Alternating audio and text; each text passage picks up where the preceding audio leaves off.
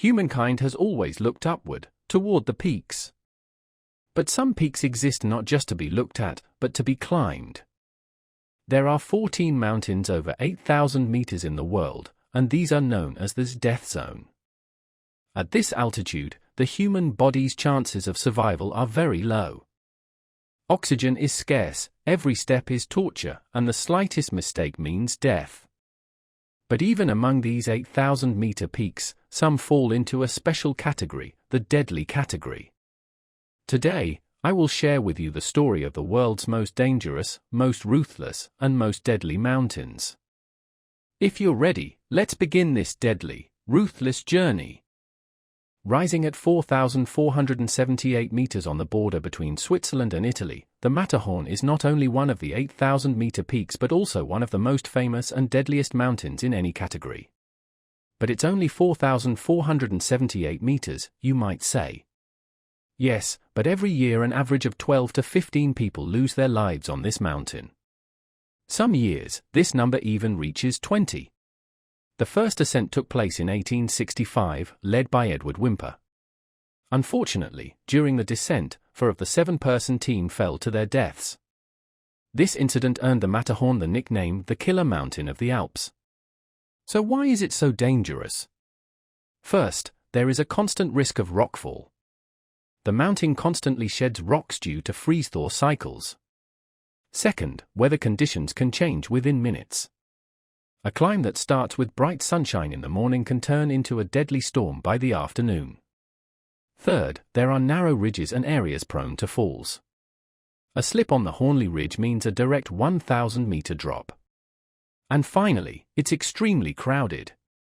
Sometimes more than 100 climbers are on the route at the same time, which greatly increases the risk of rockfall. Nanga Parbat, located in Pakistan, did not earn its nickname Killer Mountain for nothing. This 8,126-meter high mountain was particularly the nightmare of German climbers in the early 20th century. Between 1895 and 1953, a total of 31 climbers lost their lives on this mountain before the first successful summit was achieved. That's why it's also known in German as Schicksalsberg, meaning Fate Mountain. The most terrifying feature of Nanga Parbat is the Rupel face. This wall is the highest face of any mountain in the world, a sheer vertical rise of 4,500 meters. Imagine, that's higher than many mountains in the Alps. Reinhold Messner, the world's most famous mountaineer, lost his brother Gunther on this mountain. In 1970, they climbed the Rupel face, but during the descent, Gunther was swept away by an avalanche. His body was only found in 2005. Nanga Parbat also has terrible weather conditions. Violent storms frequently occur on the Diamir face. And remember, this mountain is in the Karakoram region, meaning rescue options are extremely limited. The north face of the Eiger, rising in the Swiss Bernese Alps, is one of the most terrifying and deadly walls in mountaineering history. Despite being only 3,970 meters high, this wall has claimed the lives of more than 64 climbers. Known in German as the Nordwand, North Wall, it is commonly referred to as the Mordwand, or the Wall of Death. This 1,800-meter high vertical limestone and ice wall remained unconquered until 1938. Dozens of attempts were made before the first successful ascent, and many climbers died. The wall is so famous that hotel guests in the village of Grindeld watch the climbers through telescopes, some witness their falls. Factors that make the north face of the Eiger so dangerous: constant rock and ice falls, unpredictable weather changes, technical difficulty, and psychological pressure. The spider section is a climber's nightmare. There is a risk of falling rocks from all directions. Clint Eastwood's film The Eiger Sanction is about this wall. Even today, with modern equipment, the Eiger Nordwand remains extremely dangerous. Mont Blanc, at 4,808 meters, straddling the border between France and Italy, is Europe's highest mountain and also the continent's deadliest. On average, 100 people lose their lives on this mountain every year. Yes, you heard that right, 100 people. This number can rise to as high as 150 in some years. So how can such a popular mountain be so deadly? The answer is simple: most people underestimate Mont Blanc. It is marketed as an easy mountain, which is a deadly misconception. Every year, thousands of tourist climbers attempt to climb this mountain without any experience. Mont Blanc's classic Gouta route is fraught with danger. There is a constant risk of rockfall in the Grand Couloir section. This is known as the Death Corridor. Crevasses are particularly dangerous near Val-Lot. Those caught unprepared for hypothermia freeze to death. Weather conditions change without warning. Those suffering from altitude sickness die on the descent. Chamonix rescue teams are called out almost every day. Mont Blanc is beautiful, accessible, but never to be taken lightly. Death in elegance. In Pakistan's remote Karakoram region, the 7,285-meter Baintha Brakk stands in a nearly inaccessible place. But everyone knows this mountain not by its real name, but by its terrifying nickname, Ogre, monster, and it deserves this name. In 1977, legendary British climbers Doug Scott and Chris Bonington were the first to summit it. But this achievement came at a terrible cost. On the descent, Doug Scott broke his leg. He crawled for 7 days to reach the tent. Chris Bonington broke his ribs. Both men narrowly escaped death. Here's the truly shocking part. After this first summit in 1977, no team managed to summit again for a full 24 years. The Ogre remained unconquered until 2001.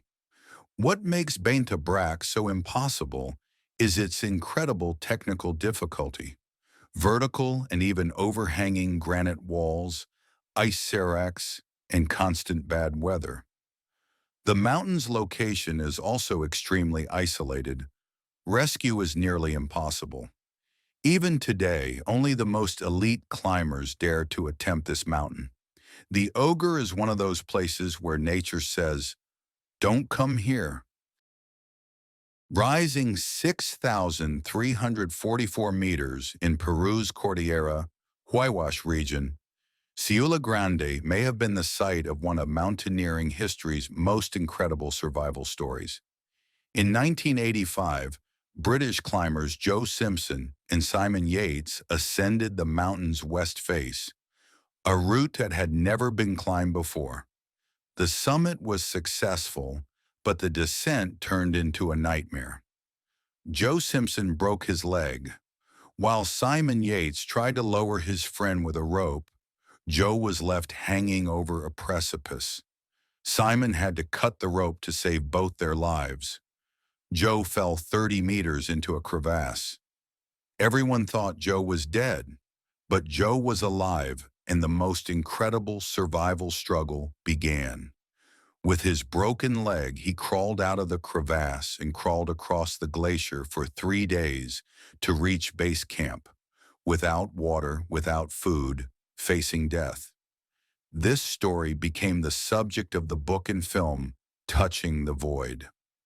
Siula Grande remains extremely dangerous today.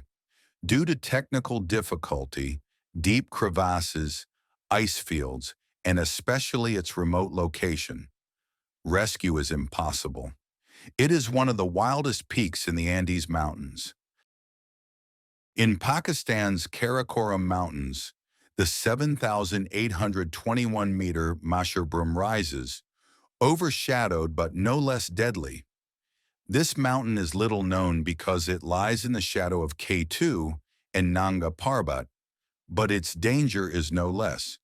It is also known as K1 because it was the first mountain to be numbered in the Karakoram region, but K2 became the famous one. Masherbrum was first summited in 1960 by a mixed American-Pakistani team. Since then, only a few successful ascents have been made. Why? Because the mountain is incredibly isolated, technically challenging, and the weather conditions are terrifying. To reach the mountain, you first have to trek across glaciers for days. Masherbrum's southeast ridge is under constant avalanche threat. Its north face is a nearly vertical wall of ice. The weather follows the Karakoram's notoriously capricious pattern. It can shift from clear skies to deadly storms in a matter of hours. Rescue operations are practically impossible. If something goes wrong on this mountain, you're on your own. Perhaps Masherbrum's greatest danger is that people don't know about it. Unprepared climbers learn the mountain's true nature too late. Don't forget to follow us for more mountain adventures.